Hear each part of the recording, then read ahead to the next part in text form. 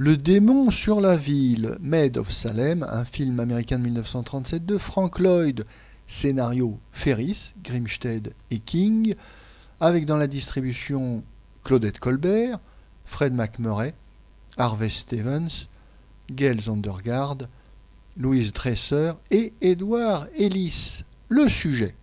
En 1692, une chasse aux sorcières parmi la population puritaine a lieu dans la ville de Salem, dans l'État du Massachusetts. Punie pour avoir volé un livre de sorcellerie, une adolescente veut se venger. Elle accuse les amoureux Claudette Colbert et Fred MacMurray de sorcellerie. Ils sont tous deux persécutés par les habitants superstitieux qui organisent un procès. Notre avis. Le public américain a toujours adoré les films de procès, qui constituent d'ailleurs un sous-genre du cinéma hollywoodien.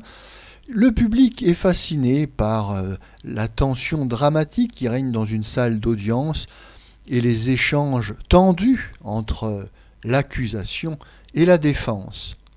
Alors dans Maid of Salem, nous aurons bien une scène de tribunal, assez réussie d'ailleurs, mais ce qui est étonnant, c'est que le thème est inhabituel ici, car il s'agit d'un procès en sorcellerie, tiré d'ailleurs de faits historiques.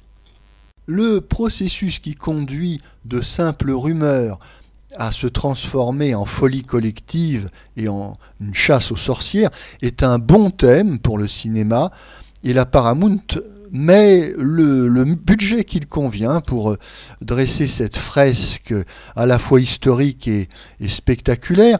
C'est un film à gros budget avec une nombreuse figuration et de beaux décors. Et la Paramount a recours à Frank Lloyd, qui est un habitué des adaptations littéraires. On lui doit notamment un très bon Révolté du Bounty en 1935. Mais malgré un sujet en or, le film rate sa cible. Il faut dire que comme trop souvent, la Paramount est tiède, conventionnelle, timorée et sans grande imagination. En effet, ce sujet de la chasse aux sorcières, ce procès en sorcellerie, permettait de nombreuses audaces cinématographiques avec des scènes fortes et spectaculaires. On est à la limite du film d'horreur, mais cette voie-là ne sera pas explorée.